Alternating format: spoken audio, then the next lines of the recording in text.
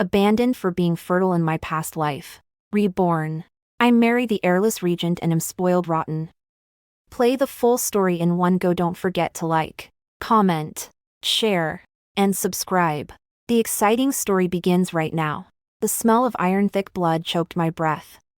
Cold and suffocating. My vision blurred as I looked at the man standing by the bed. Yuan did not look at my face. His eyes were fixed on the crying infant in the midwife's arms. "Is it a boy?" he asked, his voice devoid of the warmth he once promised. The midwife nodded vigorously. "A fifth son, Master Yuan. A blessing for the clan." Hongba let out a long breath, finally turning a cold, sideways glance at me. "Since the heir is secured, there is no need to keep her. The doctor said her womb is exhausted. She is useless now." Madame Jue, my mother-in-law, stepped out from behind the curtain, her voice sharp like a rusted blade. "Throw her in the back mountains. Tell the world she died of a sudden hemorrhage. A woman who can no longer breed is just a waste of rice." The darkness swallowed me, but the pain didn't last. A sharp, rhythmic sound of gongs and drums shattered the silence. I snapped my eyes open. The freezing mountain air was gone, replaced by the suffocating heat of a crowded hall and the scent of expensive sandalwood incense. I was standing, my hands trembling slightly beneath long, embroidered sleeves. Looking down, I saw a bright red silk dress, untouched by blood. Across from me stood Yuan, younger, his face smooth and wearing a mask of scholarly elegance. He was holding a jade pendant, leaning forward to fasten it to my waist. "Wanling, with this jade, our engagement is sealed," he whispered, his eyes gleaming with the same calculation I had missed in my previous life. I stepped back abruptly, the movement so sudden that Hongba's hand froze in midair. The bustling hall went silent. My father, the Minister of Rights, frowned from the high seat. "Wanling, what are you doing? This is your engagement banquet. Don't be impolite." I didn't look at my father. I looked at the tray of betrothal gifts, the gold, the silks, and the list of properties my family was providing. In my previous life, these gifts were the foundation of the Yuan family's rise, while I was treated as a prize mare to be milked for sons. I reached out, not for the jade, but for the red marriage contract lying on the table. With a slow, deliberate motion, I tore the paper down the middle. The sound of ripping parchment echoed through the silent room like a thunderclap. The guests gasped. Hongba's face turned from confusion to a deep, burning crimson. "Wanling Ji, what is the meaning of this?" he hissed, stepping closer, his polite facade cracking. Madame Jue, seated nearby, knocked her teacup over. "You insolent girl. Do you know how much effort the Yuan family put into this proposal?" I looked her straight in the eye, seeing the same cruelty that had ordered my death. I didn't say a word to her.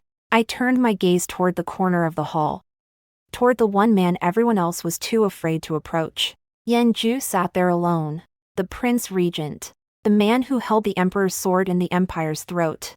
He was dressed in black robes embroidered with dark silver dragons, his eyes as cold as a frozen lake. A heavy, silver-hilted sword rested against the table next to his wine cup. Rumors said he was a monster on the battlefield, and a ghost in the bedroom, a man cursed by heaven to never have an heir. No woman dared to marry him. Fearing his violence and the shame of a childless house, he was watching the chaos with a faint, predatory amusement, his fingers tapping slowly on the rim of his cup. I walked past the stunned Yuan, past my shouting father, and stopped directly in front of Yan Jue. The air around him was 10 degrees colder, heavy with the scent of old leather and cold steel. I knelt, the red silk of my dress spreading around me like a pool of blood. "Your Highness," I said, my voice clear and unwavering, reaching every corner of the room, "the Yuan family is not worthy of my hand. I seek a man of strength, a man who does not hide behind masks of piety. I wish to offer my hand to you. If the Prince Regent will have me." The silence now was absolute. Even the breathing of the guests seemed to stop. Yuan let out a strangled laugh. You would marry him. A man who cannot father a child. A man who will leave you to wither in a cold palace." He turned to the crowd, seeking support. She has gone mad. The stress of the wedding has broken her mind. My father rushed down, his hand raised to strike me. Wanling, get up this instant. You are shaming the Ji family. You are a woman born for domesticity and children. And you choose a man who is barren. Before my father's hand could fall, a metallic clink sounded. Yan Jue had placed his sword on the table with just enough force to vibrate the floorboards. My father's hand froze in midair. Yan Jue stood up slowly, his tall frame casting a long shadow over me. He looked down, his gaze scanning me like a blade assessing a wound. You know what they say of me, Lady Wanling? He asked, his voice a deep, gravelly rumble. I have no use for a fertile wife. I have no legacy to leave. In my house, you will find only blood and silence. Are you still so eager to throw your life away? I looked up at him, meeting those terrifying eyes without flinching. I do not seek to be a tool for a legacy, Your Highness. I seek a master who needs no tool. I reached out and touched the cold metal of his scabbard. They say you are barren. I say that is a blessing. I am tired of giving life to those who only wish to take mine. The double meaning was lost on the crowd. But Yan Jue's eyes narrowed. A spark of genuine interest flickered in the darkness of his pupils. He reached down, his large, calloused hand gripping my chin, forcing me to tilt my head back. A bold claim, Yan Jue whispered, loud enough only for me to hear. If you are lying to escape a small trap only to fall into a den of wolves, I will not show mercy. He then looked up at my father and the trembling Yuan family. With a swift movement, he unfastened his heavy fur-lined cloak and threw it over my shoulders, covering my red dress with his darkness. The wedding is cancelled, he announced, his voice booming. Lady Wanling Ji has made her choice. From this moment on, she is under the protection of the Prince Regent's estate. Anyone who has an objection may speak now to my sword. Hongba Yuan stepped forward, his face contorted. Your Highness, this is highly irregular. The betrothal gifts have been accepted. Yan Jue didn't even look at him. He kicked the tray of gold coins, sending them scattering across the floor like trash. Send the bill for the cleanup to my manor, Yan Jue said coldly. He looked down at me again, his hands still on my chin. Since you are so eager, Wanling, let us see if you can survive a night in the tiger's den. He pulled me up, his grip firm and bruising, and led me out of the hall. I didn't look back at the Yuan family's outraged faces. The path ahead was dangerous. But for the first time in 2 lives, the air felt clean. As we walked through the courtyard, the wind whipped my hair. Yan Jue didn't slow his pace, forcing me to move quickly to keep up. His guards fell in line behind us, silent as shadows. I could feel the eyes of the servants and the guests on my backies full of pity and horror. They thought I was walking to my execution. They thought a man without the ability to produce an heir would be a monster of frustration and cruelty. I tightened my grip on his cloak, the scent of horse and cold iron filling my senses. I wasn't walking to my death. I was walking away from the slaughterhouse of my past. We reached the heavy black carriage marked with the silver dragon crest. Yan Jue tossed me inside without a word, then climbed in after me. The space was cramped, the air thick with his overwhelming presence. He leaned back against the cushions, watching me in the dim light of the carriage lantern. Tell me the truth, little girl, he said, his voice dropping to a low, dangerous octave. Why me? Why the Baron King? There are a dozen lords in that room who would have happily taken your family's dowry and given you the sons you are supposedly so fit to bear. I met his gaze, my heart hammering against my ribs. But my voice remained steady, because those lords would only see me as a vessel. Your Highness, they would count my value in the number of cradles I fill. I paused, looking at his scarred hand resting on his knee. You have no need for cradles, and I have no desire to be a vessel. He leaned forward, his face inches from mine, his eyes searching for a lie. And if I decide to use you for something far worse than breeding? I didn't flinch. Then at least it will be my choice. The gates of the Prince Regent's manor groaned shut behind us. A heavy, Final sound that signaled the end of my life as a daughter of the Ji family. The courtyard was not decorated with the usual festive lanterns of a wedding night. Instead, torches flickered in the wind, casting long, dancing shadows against the gray stone walls.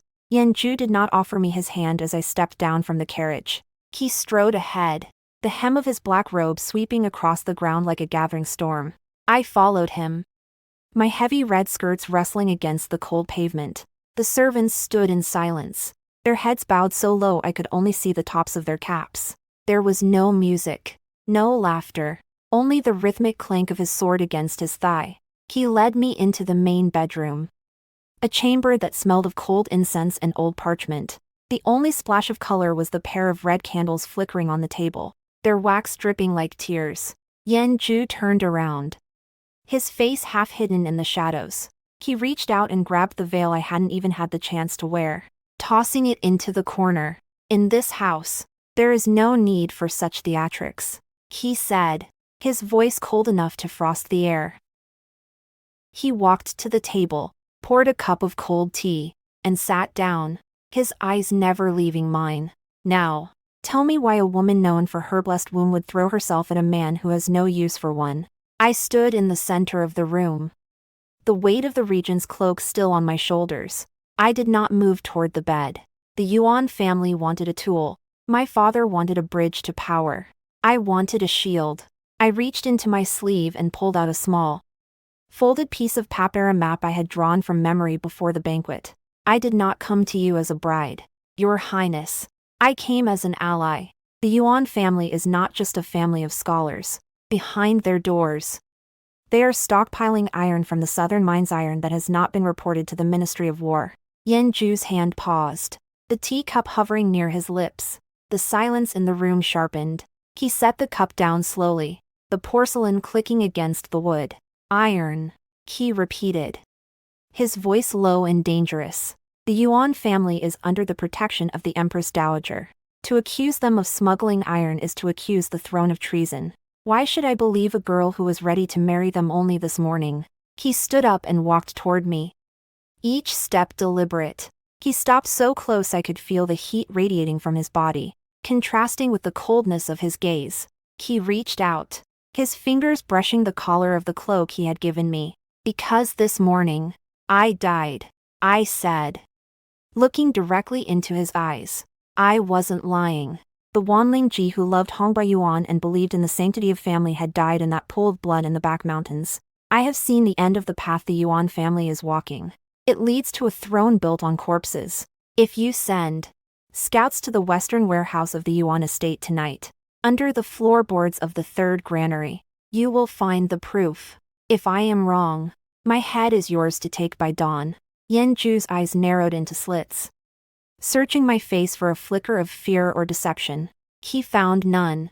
He suddenly gripped my throat. Not enough to choke me, but enough to make his power felt. His thumb pressed against my pulse, which was steady. You are either the most brilliant spy the palace has ever sent, or you are something far more terrifying, he whispered. He let go as suddenly as he had grabbed me, turning toward the door. Guards, he barked. A dark-clad shadow appeared instantly at the threshold. To the Yuan estate, the third granary. Check the floorboards. If there is so much as a nail of illegal iron, bring it back. If not, prepare the executioner's block for a guest. The guard vanished. Yan Jue didn't look back at me. He walked to the window, staring out into the moonless night. Sit, he commanded, gesturing to the chair he had just vacated. We will wait. I sat down, my back straight, my hands folded in my lap. The minutes stretched into hours. The candles burned lower, the wax pulling on the table. Neither of us spoke.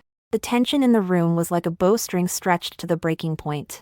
Yan Jue stood as still as a statue, his silhouette carved against the faint starlight. He was a man who lived on the edge of a blade, and I had just handed him a new one. Just as the first hint of gray touched the horizon, the guard returned. He was covered in soot and carried a heavy, black bar of raw iron. He dropped it on the floor with a resounding thud. Your Highness. It is as the lady said. We found thousands of these hidden beneath the grain. Yan Jue turned around slowly, his gaze falling on the iron bar, then shifting to me. For the first time, the murderous coldness in his eyes was replaced by a strange, sharp curiosity. He waved the guard away and walked back toward me, stopping only inches from my chair. The Yuan family was your betrothed. You would have been their mistress. Why destroy them? He asked, leaning down so his face was level with mine. I looked at the iron bar, then back at him. Because a mistress is just another word for a slave in their house. They did not want a wife. They wanted my blood, my family's money, and the sons they thought I could produce to secure their rebellion. I stood up, closing the small gap between us. You are the only man in this capital who has enough power to crush them, and the only man who wouldn't try to lock me in a nursery to do it. Yan Jue laughed a short, dry sound that had no mirth in it. He reached out and traced the line of my jaw with the back of his hand, his touch surprisingly firm. You are a dangerous woman, Wanling Ji. You play with treason and lives as if they were chess pieces. He leaned in closer, his breath warm against my ear. You wanted a shield. Fine. I will be your shield. But remember, a shield is also a barrier. From this day forward, you are mine. You will sleep in this room, under my watch. If you have any more memories of the Yuan family's secrets, you will tell me. Every single one. I didn't blink. I have many more, Your Highness. But for tonight, the sun is rising, and the Yuan family will soon realize their foundation is rotting. Yan Jue looked at the iron bar on the floor, then at me. He didn't move toward the bed, but he didn't leave the room either. He sat back down in the large armchair by the window, his hand resting on the hilt of his sword. Rest then, my fertile bride. Let us see what other storms you bring into my house. I lay down on the edge of the large, cold bed, fully clothed. I didn't sleep, but for the first time in years, the crushing weight of the future felt a little lighter. As the morning light began to bleed into the room, I watched Yan Jue. He remained awake, a silent sentinel in the dark. The world thought he was a broken man because he could not produce an heir. They thought he was a beast because he dealt in death. But they were wrong. He was a weapon. And now, he was my weapon. The Yuan family had used my body to build their future. Now, I would use their own ambition to pave their road to the executioner's block. The game had just begun. And the Prince Regent was a much more interesting partner than I had ever imagined. The invitation to the mid-autumn royal banquet arrived on a silver tray, the gold-embossed paper smelling faintly of plum blossoms. It was the first time I would face the capital's elite since I had abandoned the Yuan family for the Prince Regent's manor. As the carriage rattled toward the palace, Yan Jue sat opposite me, cleaning a small, lethal dagger with a silk cloth. He hadn't spoken since we left the manor, but his gaze occasionally drifted to the rubies at my throat, the ones he had forced me to wear, claiming they matched the fire in my eyes. I adjusted my sleeves, the heavy silk a shield against the biting evening air. Today was not just a feast, it was a battlefield. When we entered the Hall of Supreme Harmony, the sea of conversations died instantly. Hundreds of eyes pivoted toward us. I kept my chin high, my hand resting lightly on Yan Jue's arm. He didn't slow his pace, his presence radiating a cold authority that forced the crowd to part like a retreating tide. We were seated at the highest level, second only to the Emperor and the Empress Dowager. Directly across from us sat the Yuan family. Hongba Yuan looked pale, his eyes fixed on me with a mixture of resentment and disbelief. Beside him, Madame Cui was draped in excessive gold, her lips curled in a sneer that she didn't bother to hide. The banquet had barely begun when the Empress Dowager raised her glass, her sharp eyes scanning the room. I see our regent has finally found a companion, Lady Wanling. The capital has been abuzz with your sudden change of heart. One wonders if life in the regent's manor is as peaceful as you hoped. Madame Cui took this as her cue. She stood up, her voice high and piercing. Peaceful, perhaps, but a woman's true happiness comes from the laughter of children. It is a pity that some may never hear such music, no matter how fertile they were once whispered to be. A ripple of muffled laughter broke out among the noblewomen. They looked at me with mocking pity, seeing me as a bird in a gilded cage with a broken master. I didn't answer immediately. I reached for a grape, but before my fingers could touch the fruit, Yan Jue's hand moved. With a grace that belied his warrior's build, he picked the finest grape from the crystal bowl, peeled it with his dagger's tip, and held it to my lips. The hall went silent again. The Prince Regent, who was said to have executed servants for merely breathing too loudly in his presence, was now performing a task meant for a lowly maid. I bit into the grape. My eyes locked on Madame Jue. My happiness is not measured by the number of mouths I have to feed. Madame Jue, I said, my voice calm. Some families have many children, yet they lack the basic discipline to keep their secrets from leaking out of their warehouses. Madame Jue's face paled, and Hongba Yuan's grip on his wine cup tightened until his knuckles turned white. Yan Jue didn't stop there. He leaned over, brushing a stray hair from my temple with a tenderness that felt almost performative. Yet his eyes held a dark, protective intensity. The wine is cold, he murmured, his voice carrying to the nearby tables. He took off his own fur-lined outer robe and draped it over my shoulders, effectively burying my frame in his scent and authority. My wife's health is worth more than all the heirs in the world. If anyone here finds her presence lacking, they may discuss it with me in the courtyard. He patted the hilt of his sword, the sound of cold metal striking leather echoing like a threat. The Empress Dowager's smile stiffened. The mockery died in the throats of the guests. Hongba Yuan stood up abruptly, his voice trembling with suppressed rage. Your Highness, surely you do not mean to insult the entire court for the sake of a woman who broke a sacred vow of betrothal. She is nothing but a. Before he could finish, Yan Jue's dagger, the one he had been using to peel grapes, flew through the air. It sliced through Hongba's topknot, pinning his scholar's cap to the wooden pillar behind him. Hongba collapsed back into his seat, his hair falling wildly over his face. Gasping for air. A woman? Yan Jue asked, his voice a low, terrifying growl. She is the mistress of the regent's manor. If you call her nothing, what does that make me? He stood up, and the sheer weight of his presence seemed to dim the lights of the hall. He reached down and took my hand, pulling me up beside him. We find the air in here foul, since the Yuan family is so concerned with breeding. Perhaps they should focus on why their southern supply lines are being seized by my black-clad guards as we speak. The revelation hit the room like a physical blow. The smuggling of iron was a capital offense. I looked at Hongba, seeing the raw terror in his eyes. I felt no pity, only a cold, sharp satisfaction.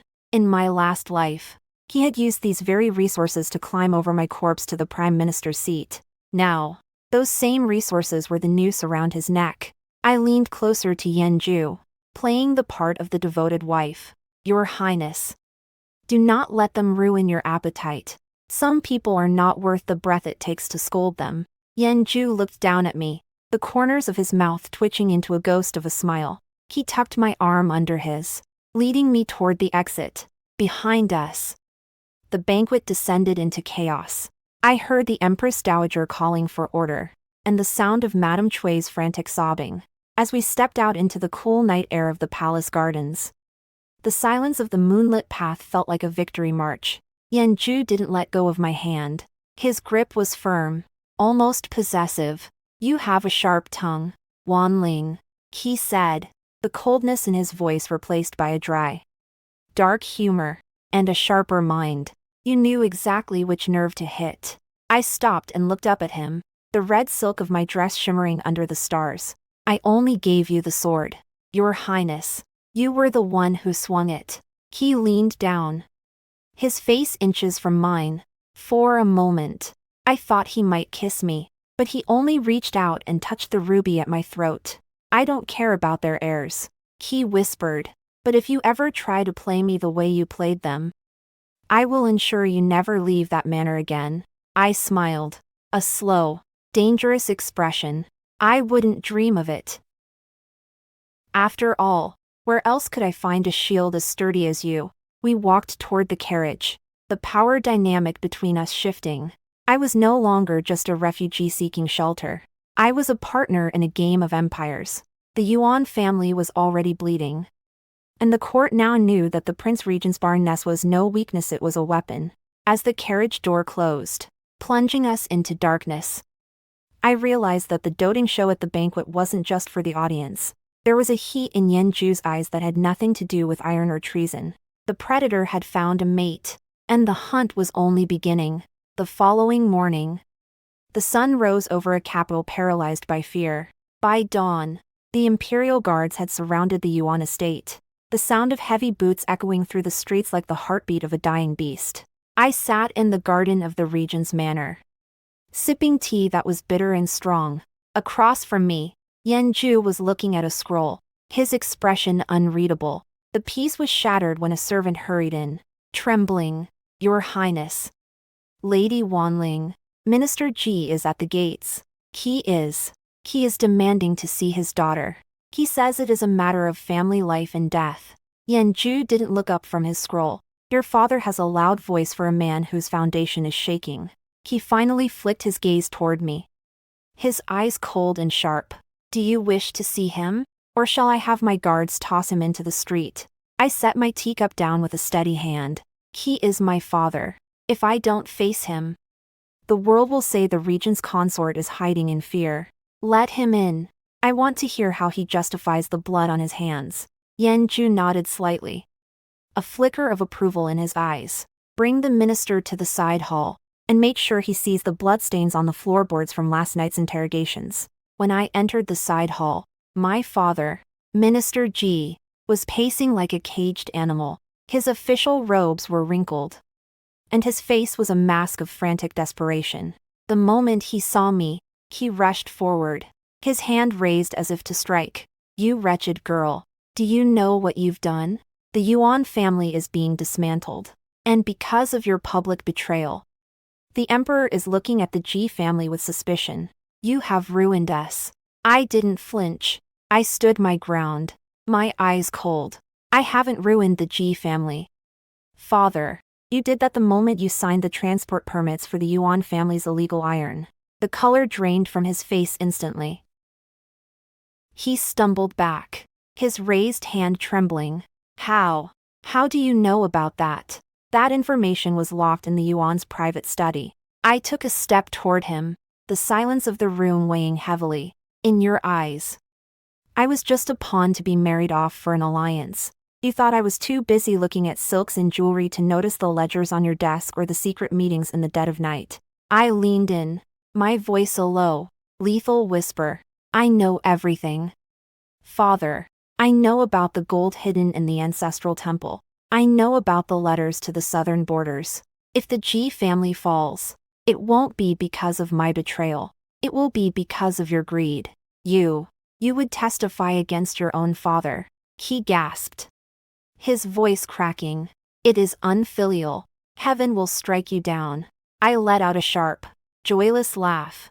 "Unfilial." In my previous I caught myself shifting my tone. "In my heart. I died the day you tried to force me into a den of traitors. You didn't care if Hong Yuan treated me like a breeding mare. You only cared about the power he could give you. Now, that power is a noose. If you want to save your head, you will give me the names of the other officials involved. Or perhaps, the regent would prefer to extract them from you personally." At that moment, the heavy doors of the hall swung open. Yan Jue walked in, his hand resting casually on his sword hilt. The air in the room seemed to drop 10 degrees. He didn't look at my father. He walked straight to me and draped a hand over my shoulder, a gesture that was both protective and terrifyingly possessive. "Minister Ji," Yan Jue said, his voice smooth like polished stone. I heard shouting.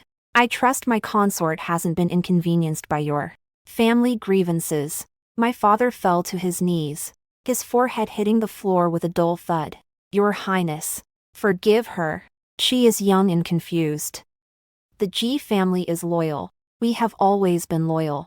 Yan Jue looked down at the shivering man with pure contempt. "Loyalty is a word people use when they are caught. Your daughter has been very helpful to the state, Minister, more helpful than you have been in 20 years. He turned to me, his eyes searching mine. "He is your father, Wanling. His life is in your hands. Do we keep him, Or do we let the Ministry of Justice handle the paperwork regarding those iron transport permits? The choice was clear. If I spared him, I would have a puppet in the Ministry of Rights. If I let him die, I would be free of his shadow forever. But death was too quick for a man who had sold his daughter's life. The Ji family needs a head who understands who his true master is, I said. My voice cold and steady. Father will return home. He will prepare a full confession of every name involved in the Yuan conspiracy. He will sign it, seal it, and hand it to me by midnight. If he does this, he may keep his Lifia as a humble servant of the regent's manor. If not, I looked at Yan Jue, who smiled, a dark, dangerous expression. If not, Yan Jue finished. I have been looking for a reason to test the sharpness of my new executioner's blade. My father scrambled to his feet, bowing repeatedly as he backed out of the room, his face pale as a ghost. When he was gone, the silence returned, but it was no longer heavy. Yan Jue let go of my shoulder and walked to the window, watching my father's retreating carriage. You are more ruthless than I anticipated, he murmured, using your own father as a spy within the ministry. Most women would have cried for his mercy or his head. You chose to make him a tool. I walked up behind him, the scent of sandalwood and cold steel surrounding us. I told you, Your Highness, I am tired of being the tool. It is much more satisfying to be the one who holds the handle. Yan Jue turned around, catching my gaze. There was a flicker of something new in his eyes, not just curiosity or lust, but a strange kind of recognition. He reached out and brushed a stray hair from my forehead, his touch uncharacteristically gentle. Then hold on tight, Wanling. The capital is a whirlpool, and you have just jumped into the very center. The Yuan family was just the beginning. The Empress Dowager will not take the loss of her favorite puppets lightly. I smiled, leaning into his touch. Then let her come. I have already died once. What more can she do to me? As the moon began to rise that night, a heavy, sealed envelope was delivered to the back gate of the manor. My father's confession. I held it in my hands, feeling the weight of the lives it would soon destroy. In my previous life, these men had toasted over my misery. In this life, their names were written in ink that smelled of fear. I handed the envelope to Yan Jue, who was waiting in the shadows. The first piece of the game, I whispered. He took it, his fingers brushing mine. Then let the game begin in earnest. The war was no longer just about survival. It was about tearing down the world that had dared to break me. The list my father provided was more than just a piece of paper. It was a death warrant for half the officials in the Ministry of Rights and 3 major trading houses in the south. By the 3rd day after the banquet, the capital's streets were silent, save for the occasional gallop of the black-clad guards. I sat in the courtyard, watching the autumn leaves fall into the koi pond. The Yuan family's influence was being dismantled brick by brick. But I knew the most dangerous snake had not yet been decapitated. Hongba Yuan was still at large, stripped of his titles but protected by the Empress Dowager's lingering shadow. You look far too calm for a woman who has just upended a dynasty's power structure. Yan Jue's voice broke the silence. He was leaning against a stone pillar, his armor removed, wearing only a thin charcoal robe. He looked less like a bloodthirsty regent and more like a weary scholar, though the way his hand rested habitually on the hilt of his dagger dispelled that illusion. He walked toward me and tossed a cold metal object onto the stone table. It was a seal, the private crest of the Yuan family. It was found in a hidden compartment in the southern suburbs. Hongba Yuan tried to flee dressed as a commoner. My heart skipped a beat, not out of fear, but out of a hunger for closure. Is he dead? I asked, my voice steady. Yan Jue sat down opposite me, his eyes dark and piercing. Not yet. I thought you might want the pleasure of seeing him break before the executioner takes over. He is in the dungeons. He keeps screaming your name, claiming you bewitched him. I stood up, my red silk sleeves fluttering in the breeze.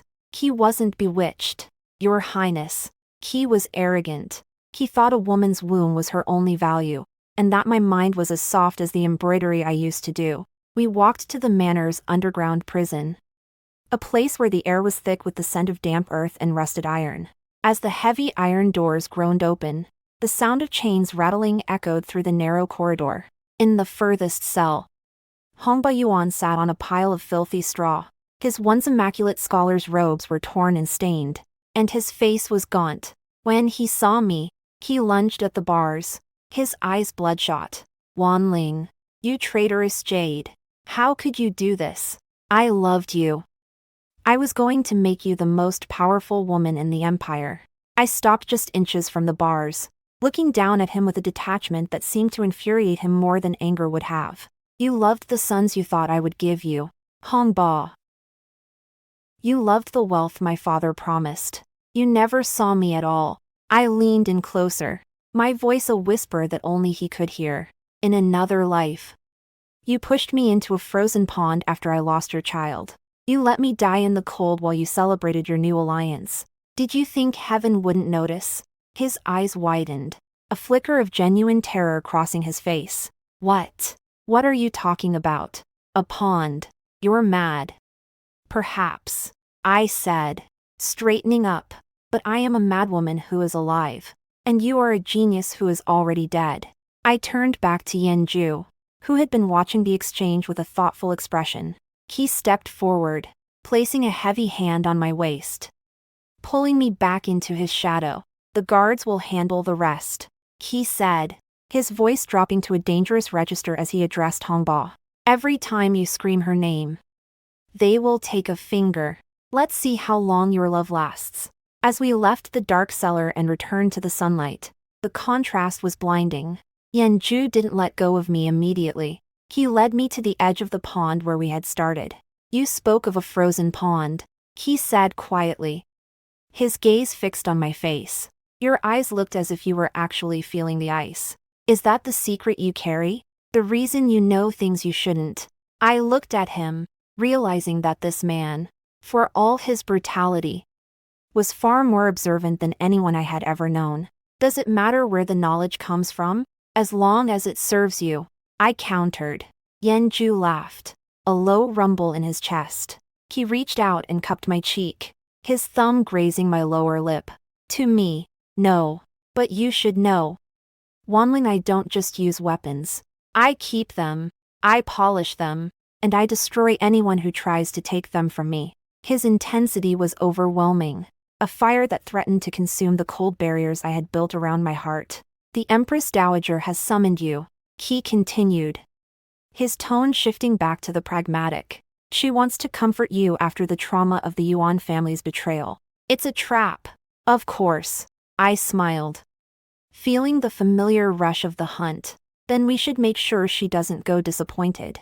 A trap is only effective if the prey doesn't know it's there. But what if the prey brings its own cage? Yan Jue looked at me, a wolfish grin spreading across his face. I will be waiting outside the palace gates with 3,000 men. If you aren't out by sunset, I'll burn the forbidden city to the ground to find you. It wasn't a romantic vow. It was a statement of fact from a man who treated the world as his chessboard. I'll be out long before sunset. I promised. I still have to see the look on her face when she realizes the blessed daughter of the Ji family is the one who cut her puppet's strings.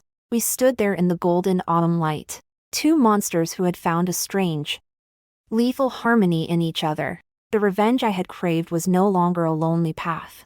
I had the most dangerous man in the empire at my back, and together, we were going to set the capital on fire.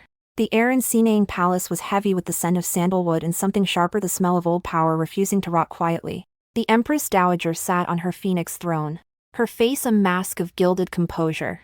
As I knelt, the cold marble seeped through my silk skirts. Lady Wanling, she began, her voice like dry parchment. You have caused quite a stir. The Yuan family was a pillar of this court, and you pulled it down to satisfy a girl's whim. Do you realize that without the Yuan alliance, your Ji family is but a withered leaf in the autumn wind? I looked up, meeting her gaze without trembling. A withered leaf is better than a poisonous vine. Your Majesty, the Yuan family wasn't a pillar. They were a parasite. They traded the empire's iron for their own glory. I didn't destroy them. I merely gave them the rope they used to hang themselves. The Empress Dowager's eyes narrowed, her hand tightening on her jade scepter. Bold. But boldness without protection is just suicide. The regent is a man of war. He values strength today, but he will tire of a woman who brings nothing but trouble and a cursed womb to his house. My womb is not cursed, Your Majesty. It is simply discerning, I replied, my voice echoing in the silent hall. In my past, in my dreams, I saw a woman who died for a family that didn't want her.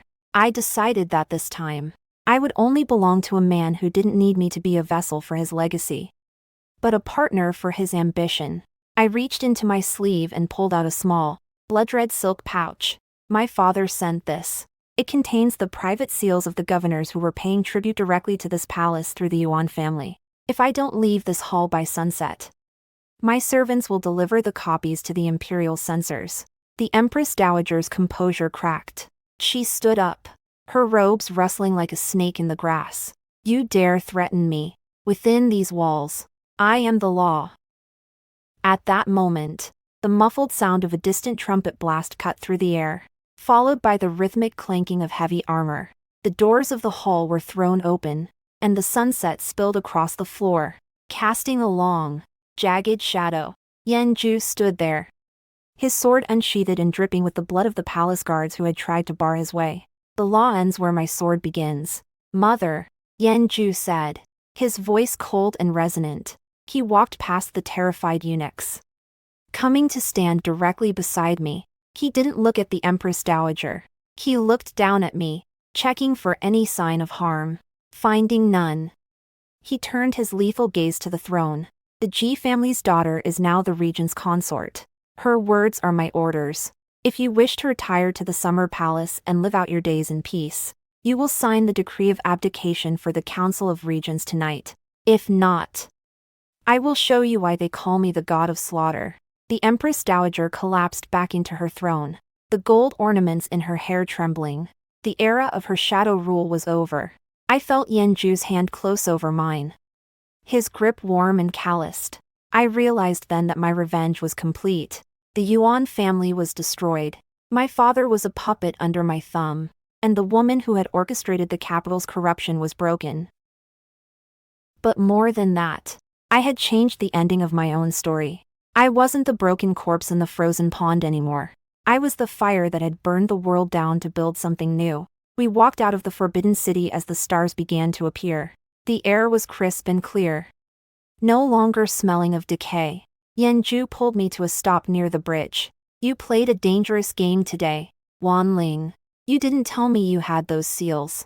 I smiled, leaning my head against his shoulder. A queen doesn't reveal all her pieces to the king until the game is won.